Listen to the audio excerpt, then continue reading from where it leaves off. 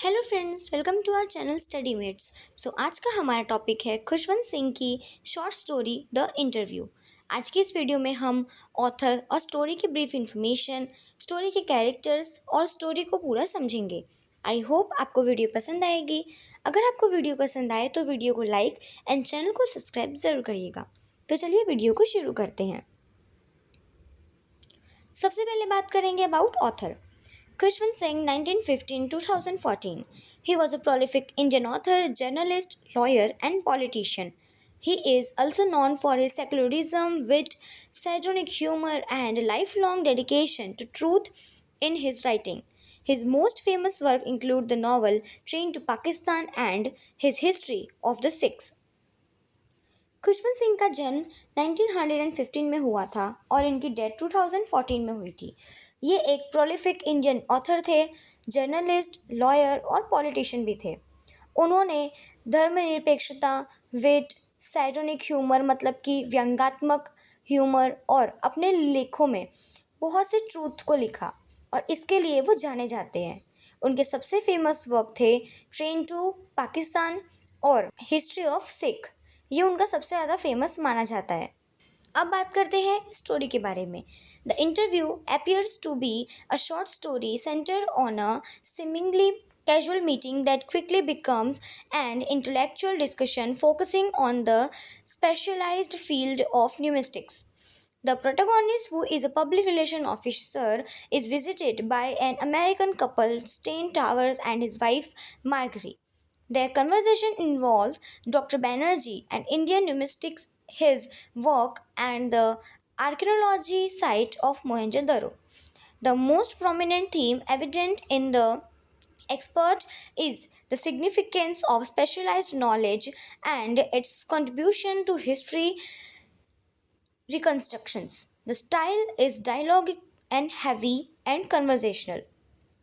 The interview एक short story है जो एक कॉमन सी मुलाकात पर सेंटर्ड है, जो जल्दी ही एक इंटेलेक्चुअल डिस्कशन बन जाता है। एक न्यूमिस्टिक्स बैक नोट और इसका संग्रह करने वाले लोग इसके स्पेशलाइज्ड फील्ड के क्षेत्र में वहाँ पर फोकस होती है। प्रोटागोनिस्ट जो एक पब्लिक रिलेशन ऑफिसर है, उसमें एक अमेरिकी जोड़ा आता है उसके पास, स्टेन टावर और उसकी पत्नी मार्गरी। उनके बातचीत में डॉक्टर बैनर्जी जो कि एक भारतीय न्यूमिस्टिक्स हैं, उसके वर्क और काम जो है वो मोहनजोदड़ो के आर्कियोलॉजी साइट के जिक्र करते हैं। वो बताते हैं कि वो उस जगह पर काम कर चुके हैं। इस स्टोरी की जो मोस्ट प्रोमिनेंट थीम है ये न्यूमिस्टिक्स एक्सपर्ट के लिए है और इनके हिस्टोरिकल बातों के लिए, और इसका स्टाइल है सिंपल डायलॉग और हैवी कन्वर्जेशनल टोन में। अब बात करते हैं कैरेक्टर्स के बारे में। इसमें बहुत से कैरेक्टर्स हैं जैसे कि नैरेटर और protagonist, mister Stan Towers, Margery Tower, miss Merriman और डॉक्टर बैनर्जी। सबसे पहले बात करते हैं नैरेटर। ये वो व्यक्ति है जिससे मिलने आया गया है। शुरुआत में वो न्यूमिस्टिक्स के रिलेशन में थोड़ा आउट ऑफ हिज डेप्थ जाकर लगता है, लेकिन जल्दी ही वो अपनी पकड़ बना लेता है उस टॉपिक पर और क्विकली इंटेलेक्ट मतलब कि तेज़ बुद्धि और डॉक्टर बैनर्जी का काम तथा जो न्यूमिस्टिक्स के इम्पोर्टेंट्स काम हैं उनका ज्ञान देने लगता है, जिसे ऐसा लगता है कि इसे उस चीज़ की इन्फॉर्मेशन है। मिस्टर स्टेन टावर्स अपने 40वें दशक के अंत में मतलब कि 14th ईयर के एक मेल पर्सन जिसके साथ उनकी पत्नी भी थी, वो एक वर्ल्ड रिनोड न्यूमिस्टिक्स हैं इस क्षेत्र में और प्रोमिनेंट फिगर हैं। वो न्यूमिस्टिक्स और डॉक्टर बैनर्जी की बुक पर चर्चा करने के लिए बहुत ही ज़्यादा फोर्स करते हैं सभी को। मार्गरी टावर स्टेन टावर्स की पत्नी है ये। वो उसके साथ आती है और बातचीत में पार्टिसिपेट भी करती है और अपने पति के काम और उनके इंटरेस्ट के बारे में बहुत ही ज़्यादा अवेयरनेस है उसे, ऐसा दिखाती है।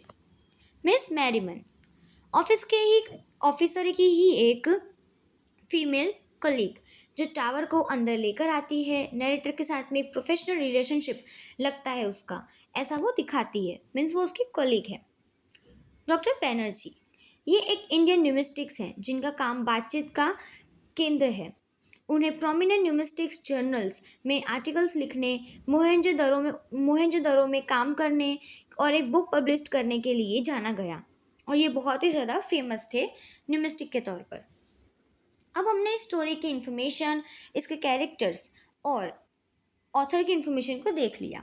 अब हम बात करते हैं स्टोरी की समरी के बारे में, जिसे इंट्रोडक्शन, राइजिंग एक्शन, क्लाइमैक्स और फॉलिंग एक्शन में बांटा गया है।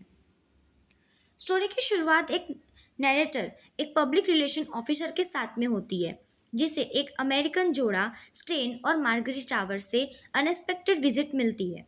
नैरेटर को उसके कलीग मिस मैरीमैन की सलाह दी थी कि उन्हें फॉर्मेलिटीज़ पसंद नहीं, इसलिए वो एक कैजुअल टोन सेट करते हैं।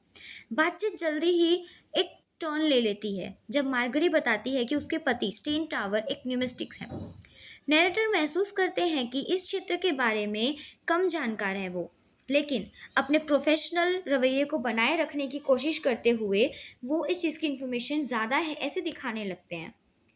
टावर्स एक प्रोमिनेंट इंडियन न्यूमिस्टिक डॉक्टर बनर्जी के काम का जिक्र करते हैं, जिनकी मोहनजोदड़ो के उत्खनन पर बुक नैरेटर ने देखी है पर पढ़ी नहीं है। इस टॉपिक की चर्चा पर बहुत ही ज़्यादा प्राचीन एंशियंट हिस्ट्री के रिकंस्ट्रक्शंस के जो न्यूमिस्टिक्स हैं उनका क्रिटिकल रोल की ओर एक सेंट्रल थीम जाती है, खासकर उन चीज़ों के लिए, उन अवधियों के लिए जहाँ लिखित मीन्स रिकॉर्ड्स कम हैं, जैसे इंडो ग्रीक और इंडो पैथियन युग। स्टेन टावर एक वर्ल्ड फेमस न्यूमिस्टिक है और नैरेटर को पता चलता है कि डॉक्टर बैनर्जी भी अपने कॉन्ट्रीब्यूशंस के लिए विश्व स्तर माने गए हैं, जैसे किंग ऑफ काठियावाड़ की वंशावली का पता लगाना। नैरेटर शुरुआत में बहुत ही ज़्यादा हैरान होते हैं, लेकिन उसके बावजूद न्यूमिस्टिक्स का एक ऐसा साइंस के रूप में पैशनेटली डिफेंड करते हैं जैसे वैल्यूएबल हिस्ट्री इन्फॉर्मेशन दी है। वो मोहनजोदड़ो का के बारे में बताने लगते हैं। वो ऐसा बताते हैं कि जैसे उन्हें इस चीज़ के बारे में बहुत ही बखूबी जानकारी है।